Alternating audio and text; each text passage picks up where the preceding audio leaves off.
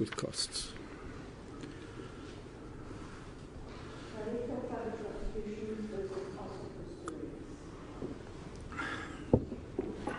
I, in advance, just apologise and hope that my voice will keep up. This is a judgment. It's a unanimous judgment of this court. I am not going to read the entire judgment. There are certain issues that are not necessary for present purposes, but which will be set out in the judgment relating to certain technical issues. The main body of the story, however, I will read. So it's a judgment of mine, with whom the President of this court, as well as Justices Nklonkler and Majid and Acting Justice Bartman agrees. This case involves a human tragedy of Shakespearean proportions. A young man overcomes huge physical disabilities to reach Olympian heights as an athlete. In doing so, he becomes an international celebrity. He meets a young woman of great natural beauty and a successful model. Romance blossoms, and then, ironically, on Valentine's Day, all is destroyed when he takes her life. The issue before this court is whether in doing so he committed the crime of murder, the intentional killing of a human being, or the lesser offence of culpable homicide, the negligent killing of another. It is common cause that in the early hours of 14 February 2013, the respondent, Mr. Oscar Pistorius, shot and killed the 29-year-old Ms. Riva Steenkamp at his home in a secured complex known as Silverwoods Country Estate in the district of Pretoria. Pursuant to this, he was tried in the Gauteng Division of the High Court, Pretoria, on several charges, including one of the murder of Ms. Steenkamp. Throughout the proceedings in the trial court, the respondent was referred to as the accused, and for convenience, I intend to do so as well in this judgment. I trust that those near and dear to her will forgive me if I refer to Ms. Steenkamp at times by her given name of Riva, although I shall endeavour to do so only where it is necessary to emphasise her identity. I shall refer to her otherwise simply as the deceased. The proceedings in the trial court were attended by unprecedented publicity. As far as I am aware, for the first time in the history of this country, a trial was covered on live television, as was the appeal which followed in this court. Although I did not follow the proceedings closely, it was impossible not to learn that although it was common cause that the accused had shot and killed the deceased, the trial court had found him not guilty of her murder, but guilty of culpable homicide. Contending that the trial court erred on certain legal issues, the Director of Public Prosecutions, with leave of the trial court, now appeals to this court on questions of law reserved, arguing that the appropriate conviction would be one of murder. It is necessary at the outset to clear a technical issue out of the way. The appeal to this court relates solely to count one of the indictment, namely the alleged murder of the deceased. The accused was not charged in the alternative with a lesser offence of culpable homicide. It was unnecessary for the state to do so, as Section 258 of the Criminal Procedure Act, 51 of 1977, the CPA, provides that if the evidence led on a charge of murder does not prove that offence, but the offence of culpable homicide, or numerous other offences unnecessary to mention for present purposes, the accused may be found guilty of the offences so proved. That is what happened in the present case. The trial court held that the state had not proved that the accused was guilty of murder, but had shown that he was guilty of culpable homicide. Relying on Section 258, it accordingly found him guilty of the latter offence. The appeal to this court relating to this conviction is brought in respect of questions of law reserved under Section 319 of the CPA. I interpose to mention at this case that at this stage that from then on I proceed to deal with the technical point of whether, in the light of the accused having been convicted on a competent verdict, there could be an appeal to this court as a question of law. The issue revolves around a previous decision of this court in a matter called Siekwe. We have dealt with the matter, and it's not necessary for present purposes to repeat what we said there. But in conclusion, I return to say that in the light of this, counsel for the accused accepted that the limitation upon the state's right of appeal on a point of law as prescribed in Siakoi could no longer be regarded as good law, and that there could be no objection to the appeal proceeding in respect of the points of law reserved in the trial court, notwithstanding the conviction of the accused on the competent verdict of culpable homicide. This concession was properly made. In the light of this, I turn to the issues raised in the appeal. In order to do so, it is necessary to paint the factual backdrop to the points of law debated before us. I then proceed to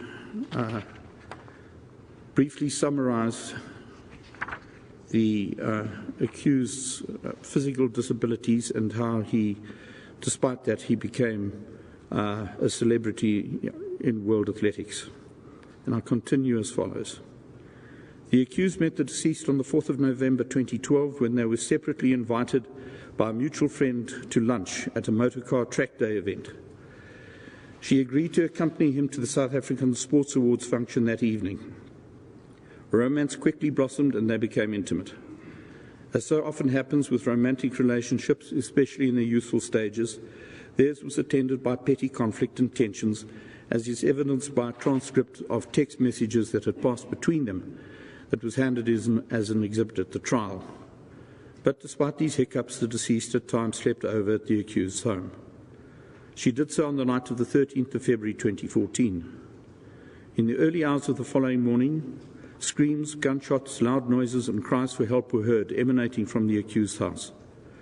Within minutes, a Mr. Stander and a Dr. Stipp, the latter a medical practitioner, arrived at the accused's home.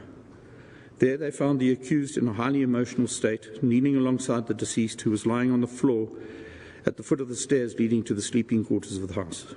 She had been carried there by the accused from an upstairs bathroom where the shooting had taken place. She had been shot several times and was mortally injured. The severity of her injuries was such that she was not breathing, and Dr. Stipp was unable to find a pulse. If she was still alive at that time, she died soon after. In due course, the accused was charged with her murder in the Pretoria High Court. It was common cause at his trial that the accused was responsible for the death of the deceased, and that he had fatally injured her when he fired 4 shots with a 9mm pistol through the door of a toilet cubicle in the bathroom adjacent to his bedroom. Relying upon a web of circumstantial evidence, including the screams that had been heard before the sounds of the shots that the accused had fired, the state attempted to persuade the trial court that the accused had threatened the deceased during the course of an argument, that she had locked herself into the toilet cubicle in the bathroom to escape from him, and that he had thereupon fired the fatal shots through the door and killed her. The accused, on the other hand, alleged that he had awoken from his sleep in the early hours of the morning. It was very warm, and when he sat up, he noticed that 2 fans he had earlier positioned near the sliding door in the room leading onto a balcony were still running, and the door was still open. Although it was dark in the room, he was aware that the deceased was awake in the bed next to him as she rolled over and spoke to him. He got out of bed, brought the 2 fans into the room, closed and locked the sliding doors, and drew the curtains. It was very dark in the room, the only light being from a small LED on an amplifier at the television cabinet. He noticed a pair of jeans lying on the floor and had just picked them up in order to place them over the amplifier to cover the light when he heard the sound of a window opening in the bathroom. The bathroom is situated not directly adjacent to the bedroom, but down a short passage lined with cupboards.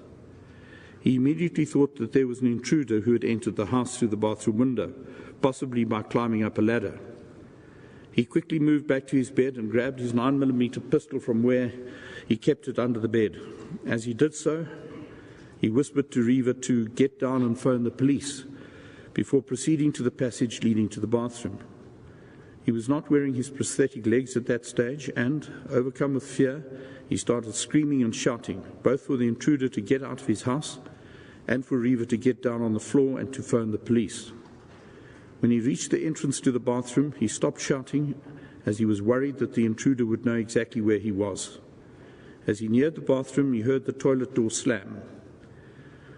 Photographs of the bathroom showed that facing the passageway entrance, there's a shower cubicle immediately adjacent to a toilet cubicle. the latter having an external window. The toilet cubicle is fitted with a door and is very small. Also in the bathroom is a triangular built-in corner bath immediately to the left as one enters. According to the accused, he had his pistol raised in a firing position with his arm extended ahead of him. Peering around the wall at the end of the passageway, he saw that there was no one in the bathroom itself, but that the toilet door was closed. He alleged that at that point he started screaming again, telling Reva, who he presumed was in the bedroom, to phone the police. He then heard a noise coming from inside the toilet and promptly fired 4 shots at the door. After that, he retreated to the bedroom where he found that Reva was no longer there. It then dawned on him that it could be her in the toilet. In panic, he went back to the bathroom and tried to open the door, but found it to be locked. He then started screaming for help, put on his prosthetic legs, and unsuccessfully tried to kick open the door. He then grabbed a cricket bat, which he used to bash out a piece from the door, and, having done so and seeing the key lying on the toilet floor, he unlocked the door and found Reva slumped with her weight on the toilet bowl. She was not breathing. He held her and at some point thought he heard her breathing. And so he pulled her into the bathroom before telephoning another resident of the estate, Mr. Stander. The phone call was made at 3:19 a.m., followed by the emergency number of Netcare 911, a paramedical organisation, at 3:20, and then the estate security some 90 seconds later. He thereafter carried Reva down the stairs, where he was found first by Mr. Stander and shortly thereafter by Dr. Stipp when they arrived at the house. With ample justification, the court found the accused to have been a very poor witness.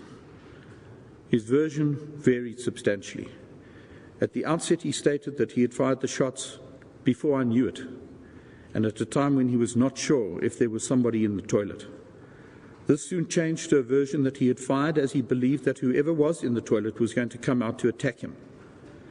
He later changed this to say that he had never intended to shoot at all, that he had not fired at the door on purpose, and that he had not wanted to shoot at any intruder coming out of the toilet. In the light of these contradictions, one really does not know what his explanation is for having fired the fatal shots, an issue to which I shall revert in due course. There were other inherent improbabilities in his version, some of which were mentioned by the trial court in its judgment. But it is not necessary to examine the accused's credibility in any greater detail for the purposes of this judgment, as despite these deficiencies, the trial court concluded that it had not been shown that the state's version, that there had been an argument between the accused and the deceased, which had led to her fleeing to lock herself into the toilet and them shooting her through the door, was true beyond a reasonable doubt, and that the state had not shown that the accused had fired at the toilet door for any reason other than he had thought there was an intruder behind it. It therefore concluded that it could not be said that the accused did not entertain a genuine belief that there was an intruder in the toilet who posed a threat to him, and therefore, I quote, he cannot be found guilty of murder dolus directus, unquote. Although it is not clear from the judgment, this finding appears to have been based on the reasoning that the accused could not be found guilty of murder with direct intent, as he had not known that Reva was in the toilet. The correctness of this latter conclusion was not an issue raised in this appeal. Importantly, the trial court went on to find that the accused, in shooting as he did, had not done so with so-called legal intent or dolus eventualis, an issue that lies at the heart of this appeal. However, it found that the shooting had been unlawful, and that although the accused had not had the necessary intention to kill the deceased, he had done so negligently and was therefore guilty of culpable homicide. The accused was thereupon sentenced to 5 years imprisonment, capable of being converted to correctional supervision under Section 276(1)(I) of the CPEA. It was pursuant to this finding that the state sought and obtained the trial court's leave to appeal to this court in respect of questions of law reserved under Section 319 of the CPA. The questions so reserved were the following, I quote, 1. Whether the principles of dolus eventualis were correctly applied to the accepted facts and the conduct of the accused, including error in objecto. 2. Whether the court correctly conceived and applied the legal principles pertaining to circumstantial evidence and or pertaining to multiple defences by an accused. 3, whether the court was correct in its construction and reliance on an alternative version of the accused, and that this alternative version was reasonably possibly true. It is probably wise at this stage to briefly explain the ambit of this appeal and what this court may consider. As a general rule, an appeal is a complete rehearing without the leading of evidence, in which a trial court's conclusions of both fact and law may be challenged by having regard to the evidence on record. As a general rule, then, a person convicted of a crime may on appeal challenge the credibility of the witnesses who testified at the trial, as well as the factual findings made by the trial court upon which the conviction was based. The trial court's conclusions on matters of law relevant to the conviction may also be disputed. However, in a case such as this, where effectively the state seeks to appeal against the acquittal of the accused, in this instance on the charge of murder, and the appeal is brought under the provisions of Section 319, different considerations apply. Of course, the state may well feel justifiably aggrieved by a trial court acquitting an accused person when on the facts of the case a conviction should have followed. But in such a case, as was observed by Corbett C.J. in Mahmoud, I quote, "The traditional policy and practice of our law is that an acquittal by a competent court in a criminal case is final and conclusive and may not be questioned in any subsequent proceedings. Consequently, as opposed to an accused who has the benefit of appealing against a conviction based on an alleged incorrect factual finding, the state may not appeal against an acquittal based solely on findings of fact. And as Chaskelson C.J. pointed out in Besson, prior to 1948, the state could also not appeal against a finding of law made in a trial before a judge, which resulted in the acquittal of an accused person. In 1948, the Criminal Procedure Act, then in force, was amended to make provision for the reservation of questions of law at the instance of the state in terms substantially similar to Section 319 of the present Act. In the light of these decisions, unless there is statutory authority, the state has no right to appeal, save where there is a right bestowed upon it to do so. In this instance, its right is limited to the 3 questions of law reserved, quoted above.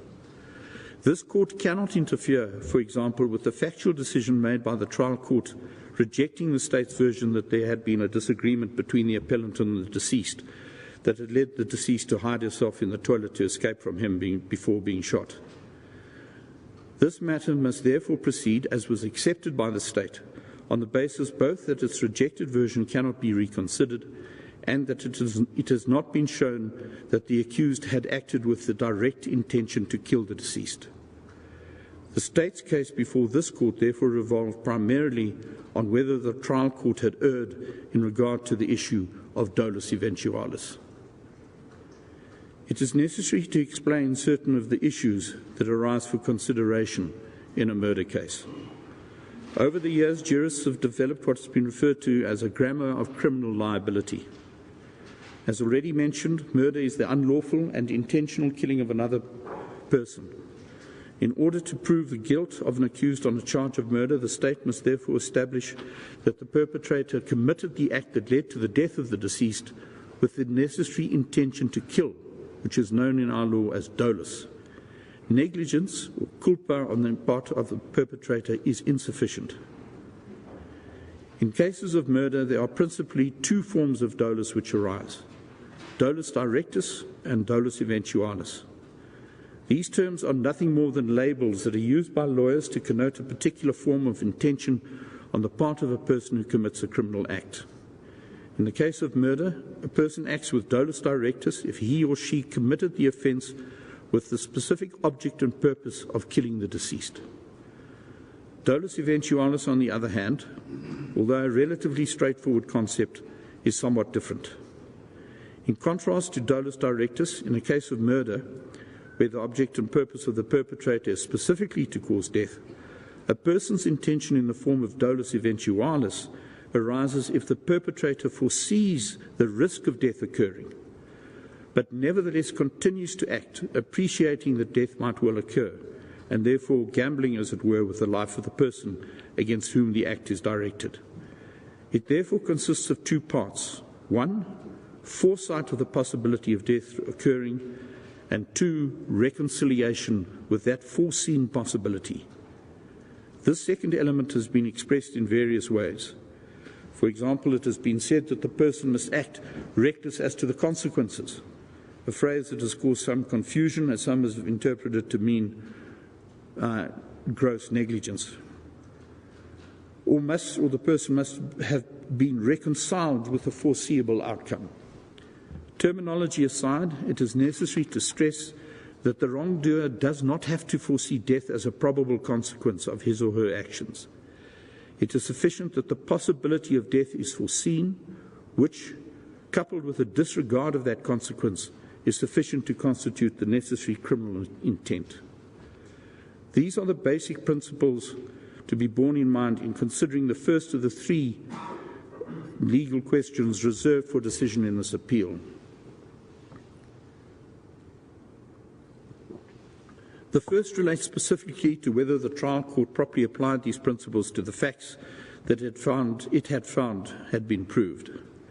In considering whether it did, it is necessary to quote fairly fully the trial court's reasoning relevant to whether the accused had acted with dolus eventualis when he fired the fatal shots through the door of the toilet cubicle. In this regard, it said the following, I quote, "I now deal with dolus eventualis or legal intent. The question is, 1. Did the accused subjectively foresee that it could be the deceased behind the toilet door? And 2. Notwithstanding the foresight, did he then fire the shots, thereby reconciling himself to the possibility that it could be the deceased in the toilet?" The evidence before this court does not support the state's contention that this could be a case of dolus eventualis. On the contrary, the evidence shows that from the onset the accused believed that at the time he fired shots into the toilet door, the deceased was in the bedroom while the intruders were in the toilet. This belief was communicated to a number of people shortly after the incident. After recording, that's the end of the first quote from the judgment. After recording that the accused had told the persons who first arrived on the scene, including Dr. Stipp and the police, that he had shot the deceased believing that she was an intruder, the court continued, and I quote again, "Counsel for the defence correctly argued that it was highly improbable that the accused would have made this up so quickly and be consistent in his version, even at the bail application, before he had access to the police docket and before he was privy to the evidence on behalf of the state at the bail application. The question is, did the accused foresee the possibility of the resultant death, yet persisted in his deed reckless whether death ensued or not? In the circumstances of this case, the answer has to be no. Although during argument counsel for the state referred to a good grouping of bullets fired at the door as proof that there was intention to kill the person behind the door, there was nothing in the evidence to support this.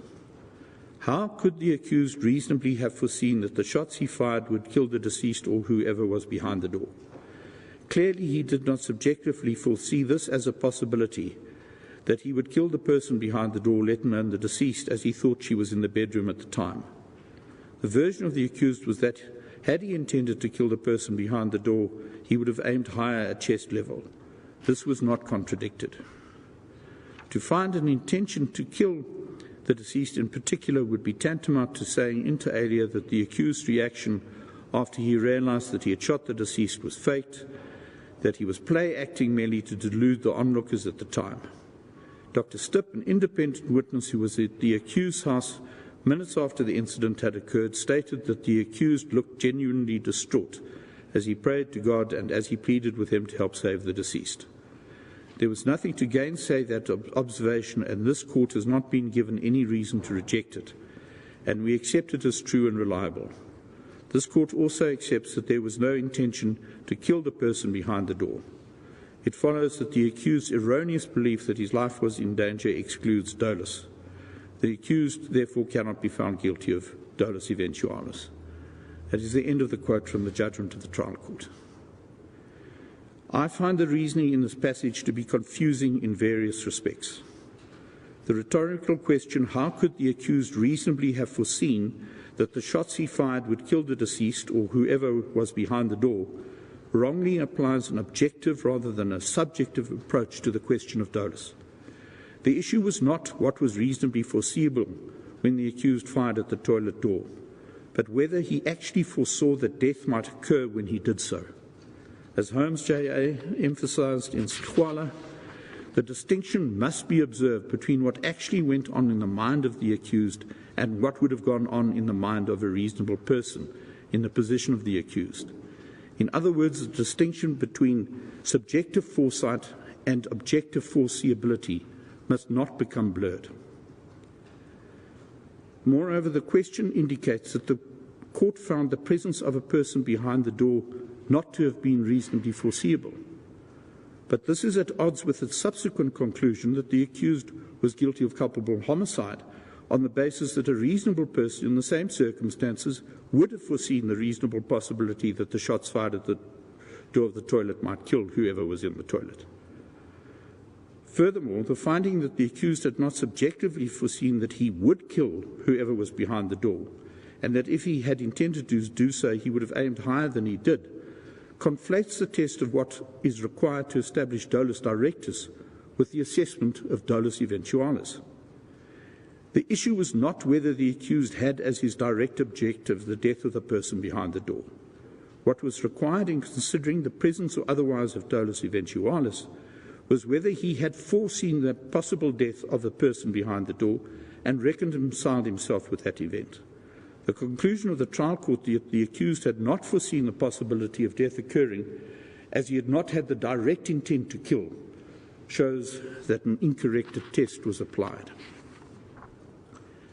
There was a further fundamental error.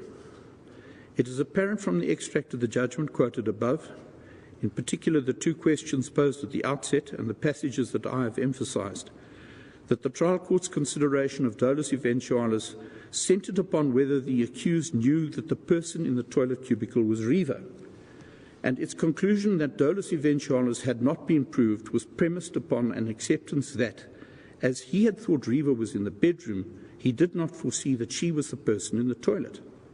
Simply put, the finding was that as the accused did not realize it was Riva in the toilet, he did not foresee that his action in shooting could cause her death, and he could not be held guilty of her murder. This finding goes to the heart of the first question of law reserved, whether the principles of dolus eventualis, including so-called error and objecto, were properly applied. In this regard, it is necessary to stress that although a perpetrator's intention to kill must relate to the person killed, this does not mean that a perpetrator must know or appreciate the identity of his victim. A person who causes a bomb to explode in a crowded place will probably be ignorant of the identity of his or her victims, but will nevertheless have the intention to kill those who might die in the resultant explosion. Reverting to the lexicon of a lawyer, this is known as intent in the form of so-called dolus indeterminatus, that is, the killing of an indeterminate person. It is not a form of intention apart from dolus directus or dolus eventualis. It is merely a label meaning that the perpetrator's intention is directed at a person or persons of unknown identity. A perpetrator can therefore act with dolus indeterminatus simultaneously with dolus eventualis. For example, as Snowman points out, and as this court has recently observed, our courts have consistently held persons engaged in a wild shootout in the course of an armed robbery to be liable for murder on the basis of their having acted with both dolus eventualis and dolus indeterminatus, where persons were killed as a result. What was in issue, therefore, was not whether the accused had foreseen that Riva might be in the cubicle when he fired the fatal shots at the toilet door, but whether there was a person behind the door who might possibly be killed by his actions. The accused's incorrect appreciation as to who was in the cubicle, on his version, is not determinative of whether he had the requisite criminal intent.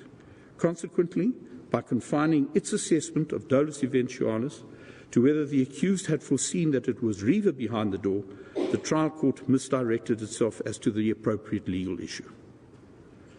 This conclusion shows the fallacy in the submission of counsel for the accused that the first question of law raise solely a question of fact. Since the question as to the form of the intention of an accused in a case of murder invokes a factual inquiry, at best for the accused, the first question reserved invokes an issue of both mixed fact and law. And as there was an incorrect application of the legal issue, the first point of law reserved must be determined in favour of the state. A further issue which arises in respect of dolus eventualis overlaps with the second point of law reserved for decision, namely whether the legal principles relating to circumstantial evidence were correctly applied. As this court has pointed out, while the subjective state of mind of an accused person in a case such as this is an issue of fact that can often only be inferred from the circumstances surrounding the infliction of the fatal injury, the inference is to be properly drawn, must be consistent with all the proved facts. It is thus trite that a trial court must consider the totality of the evidence led to determine whether the essential elements of a crime have been proved. As Nugent J. stated in Van der Meyden, a passage oft-cited with approval in this court, I quote, "The proper test is that an accused is bound to be convicted if the evidence establishes his guilt beyond reasonable doubt, and the logical corollary is that he must be acquitted if it is reasonably possible that he might be innocent. The process of reasoning which is appropriate to the application of that test in any particular case will depend on the nature of the evidence which the court has before it. What must be borne in mind, however, is that the conclusion which is reached, whether it be to convict or to acquit, must account for all the evidence. Some of the evidence might be found to be false, some of it might be found to be unreliable, and some of it might be found to be only possibly false or unreliable, but none of it may simply be ignored. In Mahmoud, one of the parties had been an accused in previous criminal proceedings during which he had made certain vital admissions relevant to the issues in the subsequent proceedings. An application to use the evidence in the previous proceedings was ruled inadmissible, and the issue arose whether this ruling was an issue of fact or of law. Corbett C.J. in this court held that the trial court, which had ruled the evidence to be inadmissible, had erred as a matter of law, and that it would have served the due administration of justice for the evidence to have been admitted. There seems to me to be no difference in principle between the exclusion of relevant evidence by ruling it inadmissible and excluding such evidence once admitted by not taking it into account to decide the issues in dispute. In either event, the judicial process becomes flawed by regard not being had to material which might affect the outcome. As much as excluding evidence on the basis of admissibility is a legal issue, it seems to me to also be a legal issue should account not be taken of any evidence placed before court which ought to be weighed in the scales. Illustrative of this is the decision of the Canadian Supreme Court in R versus B, to which counsel for both sides referred us. The accused in that case had been charged with assault, an allegation they denied. The trial judge acquitted them, but the Court of Appeal allowed the Crown's appeal and ordered a new trial. In doing so, it acknowledged that under the Canadian Criminal Code, similar to the position in this country, it was not open to an appellate court to consider the reasonableness of a trial judge's findings of fact, but stated it could determine whether the trial court had properly directed itself to all the relevant evidence bearing on the relevant issues. It held that the trial judge had ignored certain evidence or failed to mention it, and, in so doing, displayed a lack of appreciation of the relevant evidence which could have had a bearing on the result. This justified an appeal court interfering with the decision. In a further appeal, this time by the accused, the Supreme Court of Canada confirmed the order of the Court of Appeal. In doing so, Wilson J. stated that although it had not been open for the Court of Appeal to overturn the acquittal if it found it to be unreasonable or unsupported by the evidence, it could do so on questions of law, and that an appeal would lie where the question of law originates from the trial judge's conclusion that he or she is not convinced of the guilt of the accused because of an erroneous approach to or treatment of the evidence adduced at trial. After referring to the judgment of the majority of the Canadian Supreme Court in Harper, in which the court had held that where the record, including the reasons for judgment, discloses a lack of appreciation of relevant evidence, and more particularly the complete disregard of such evidence, a court of appeal could intervene. Wilson J. cited with approval the following comment of Marshall J. in a judgment of the Newfoundland Court of Appeal in R versus Roman, a case also involving an acquittal, a passage which counsel for the accused conceded in this court would also amount to an accurate reflection of our law. And I quote the passage. There is a distinction between reassessment by a trial court of evidence for the purpose of weighing its credibility to determine culpability on the one hand, and on the other, reviewing the record to ascertain if there has been an absence of appreciation of relevant evidence. The former requires addressing questions of fact and is placed outside the purview of an appellate tribunal. The latter inquiry is one of law, because if the proceedings indicate a lack of appreciation of relevant evidence, it becomes a reviewable question of law as to whether this lack precluded the trial judge from effectively interpreting and applying the law. In the present case, although the question of the accused's intention at the relevant time is one of fact to be determined by inference, there regrettably does not appear to have been such an absence of appreciation of material evidence. There does appear to have been such an absence of appreciation of material evidence relevant to that issue.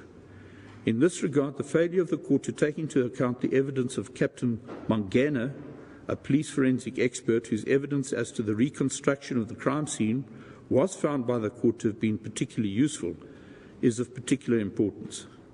Having regard to the position of the bullet holes in the door, the marks the bullets left in the toilet cubicle, and the position of the injuries on the deceased body, and after making use inter alia of laser technology, he determined that the deceased must have been standing behind the door when she was first shot and then collapsed down towards the toilet bowl.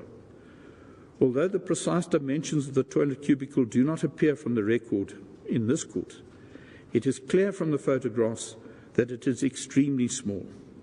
And it is also apparent from the reconstruction and the photographs demonstrating with laser beams and steel rods the path each bullet had travelled, that all the shots fired through the door would almost inevitably have struck a person behind it. There had effectively been nowhere for the deceased to hide. In addition, Captain Mangwena testified that the black Talon ammunition the accused had used was specifically designed for the purpose of self-defence. It would penetrate a wooden door without disintegrating, but would mushroom on striking a soft, moist target such as human flesh, causing devastating wounds to any person who might be hit. The veracity of this is borne out by the photographs depicting the injuries that the deceased sustained, were correctly described by the trial court as being horrendous. All of this was circumstantial evidence crucial to a decision on whether the accused at the time he fired the fatal 4 shots must have foreseen and therefore did foresee the potentially fatal consequences of his actions. And yet this evidence was seemingly ignored by the trial court in its assessment of the presence of dolus eventualis. Had it been taken into account, the decision in regard to the absence of dolus eventualis may very well have been different. In the light of the authorities I have mentioned, the failure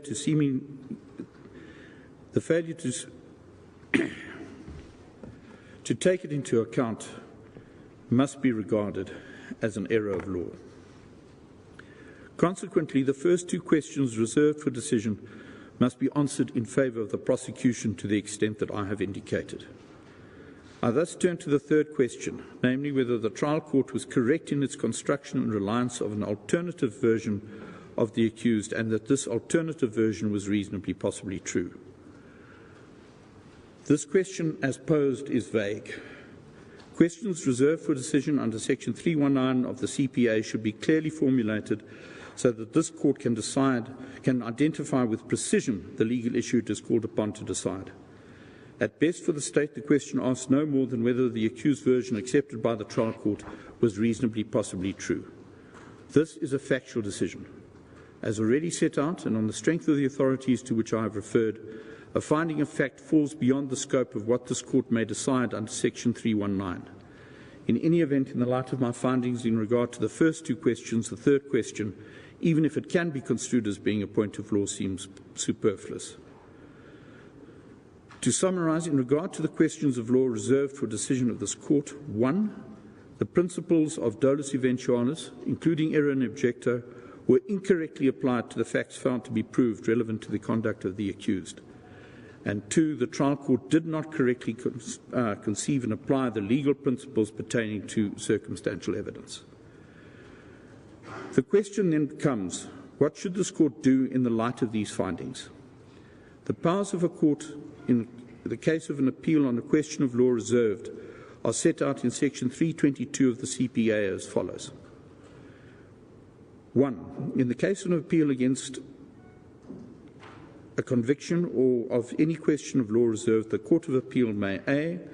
allow the appeal if it thinks that the judgment of the trial court should be set aside on the ground of a wrong decision of any question of law, or that on any ground there was a failure of justice, or B. give such judgment as ought to have been given at the trial, or impose such punishment as ought to have been imposed at the trial, or C. make such other order as justice may require, provided that, notwithstanding that the Court of Appeal is of opinion that any point raised might be decided in favour of the accused, no conviction or sentence shall be set aside or altered by reason of any irregularity or defect in the record of proceedings unless it appears from the Court of Appeal that a failure of justice has in fact resulted from such irregularity or defect.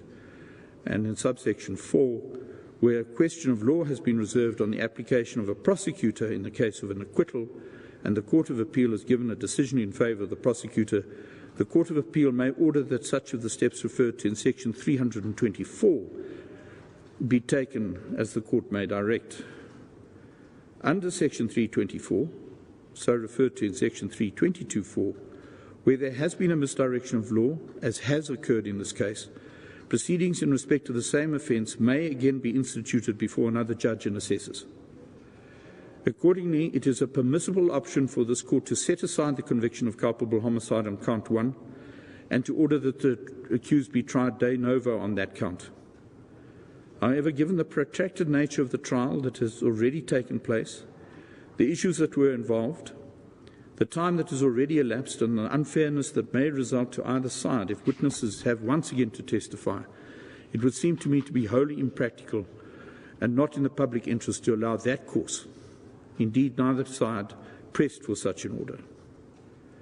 Counsel for the accused drew our attention to the fact that the accused has already served the period of direct imprisonment envisaged by the period of correctional supervision imposed upon him by the trial court, and argued that apart from answering the questions of law, this court should exercise its discretion under section 322 to make no further order.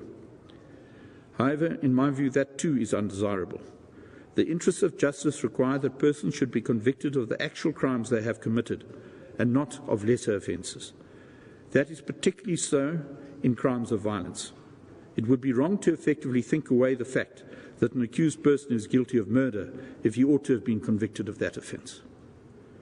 In my view, the option which most readily presents itself as being in the interest of justice is to consider whether, on the facts found proved, the trial court erred in drawing the inference it did as to dolus eventualis. This is so as in an appeal of this nature, this court is in as good a position as the trial court in drawing inferences of facts from proven facts.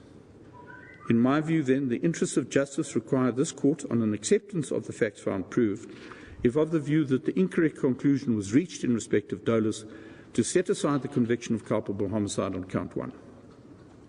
The pertinent issue then becomes whether, on the primary facts proved, considering all of the evidence relevant to the issue and applying the correct legal test, the inference has to be drawn that the accused acted with dolus eventualis when he fired the fatal shots. In this regard, the following observation of Bront J.A. and Humphreys is to the point.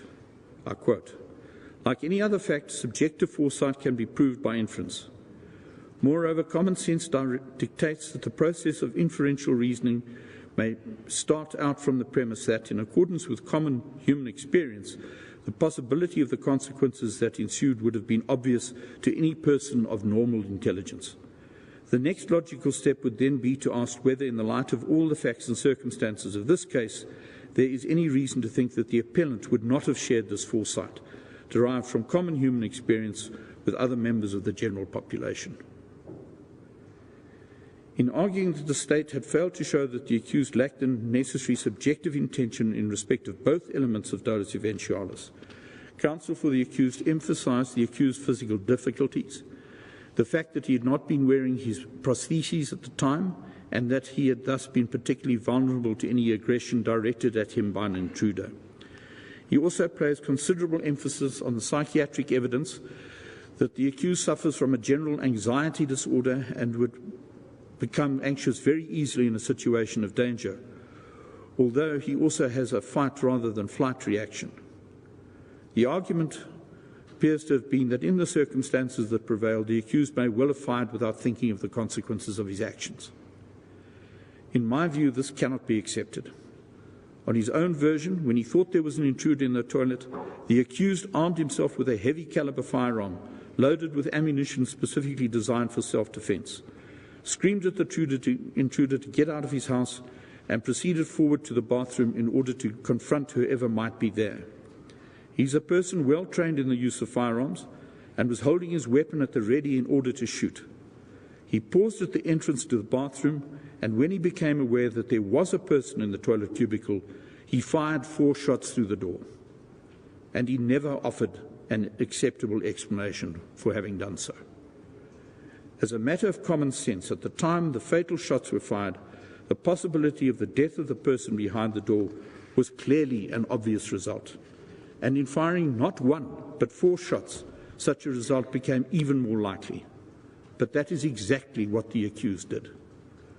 A court blessed with the wisdom of hindsight should always be cautious of determining that because an accused ought to have foreseen a consequence, he or she must have done so. But in the present case, that inference is irresistible. A person is far more likely to foresee the possibility of death occurring where the weapon used is a lethal firearm, as in the present case, than, say, a pellet gun, unlikely to do serious harm. Indeed, in this court, counsel for the accused, while not conceding that the trial court had erred when it concluded that the accused had not subjectively foreseen the possibility of the death of the person in the toilet, was unable to actively support that finding. In the light of the nature of the firearm and the ammunition used, and the extremely limited space into which the fatal shots were fired, his diffidence is understandable. In these circumstances, I have no doubt that in firing the fatal shots, the accused must have foreseen, and therefore did foresee, that whoever was behind the toilet door might die, but reconciled himself to that event occurring and gambled with that person's life. This constituted dolus eventualis on his part, and the identity of his victim is irrelevant to his guilt. As a final counter to the state's case, it was argued that although the accused had not acted in private or so-called self-defense, there had in fact been no attack upon him that he had acted to ward off. He had genuinely but erroneously believed that his life was in danger when he fired the fatal shots.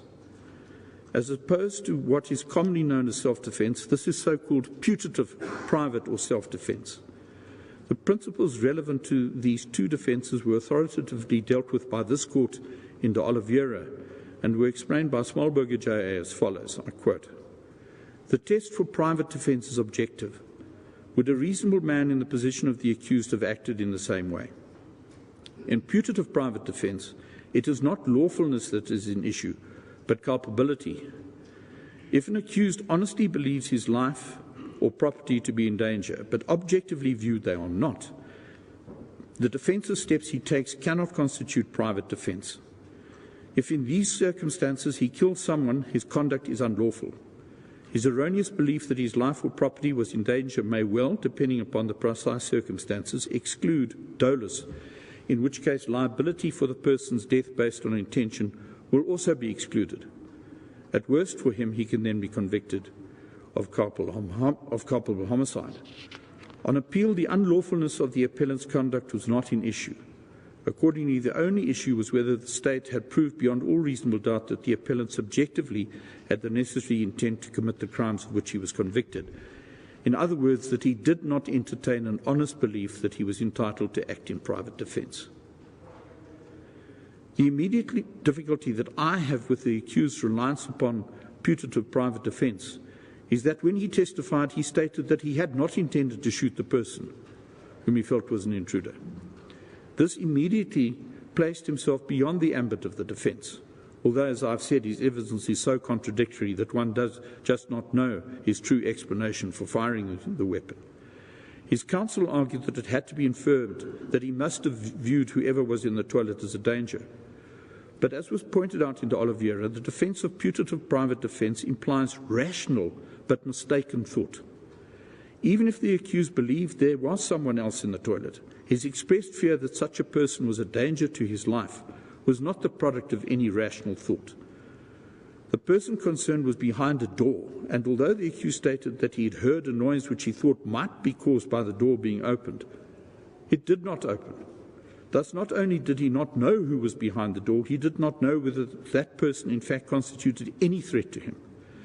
In these circumstances, although he may have been anxious, it is inconceivable that a rational person could have believed that he was entitled to fire at this person with a heavy caliber firearm without even taking that most elementary precaution of firing a warning shot, which the accused said he elected not to fire as he thought the ricochet might harm him. This constituted prima facie proof that the accused did not entertain an honest and genuine belief that he was acting lawfully, which was in no way disturbed by his vacillating and untruthful evidence in regard to his state of mind when he fired his weapon.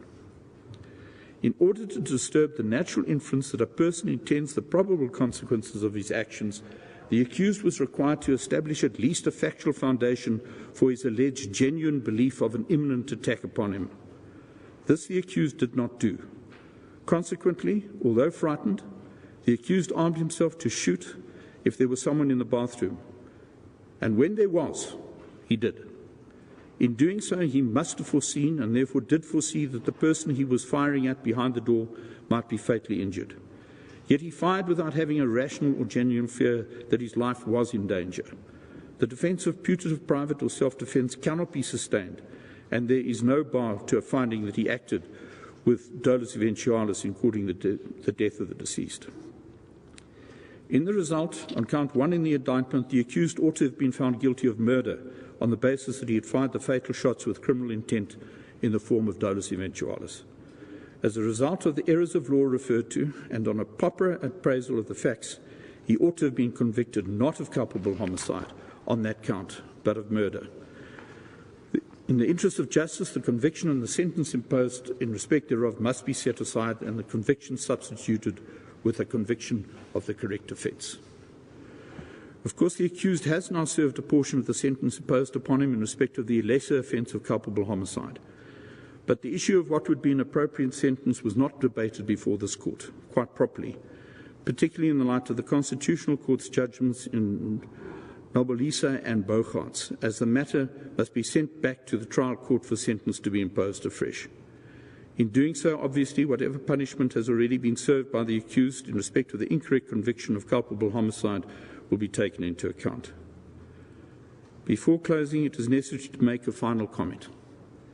The trial was conducted in the glare of international attention and the focus of television cameras, which must have added to the inherently heavy rigours that are brought to bear upon trial courts in conducting lengthy and complicated trials.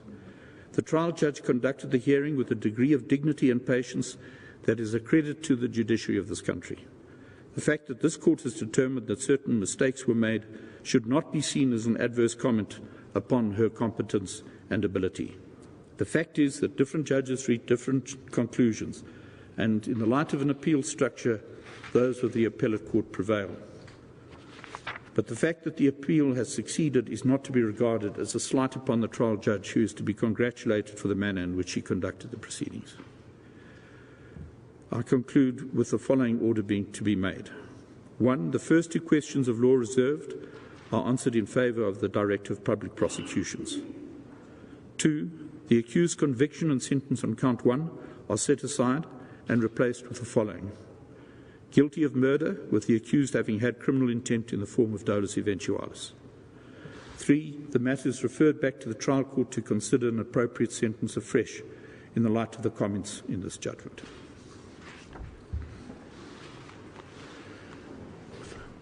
Thomas. die uitspraak. Daar was 'n fout. Maar nie daai uit die afskrifte wat jy het uithandig nie. Dan bring hulle maar uit. Dat is die twee tikfoto. Ons kan reg maak. Excellent.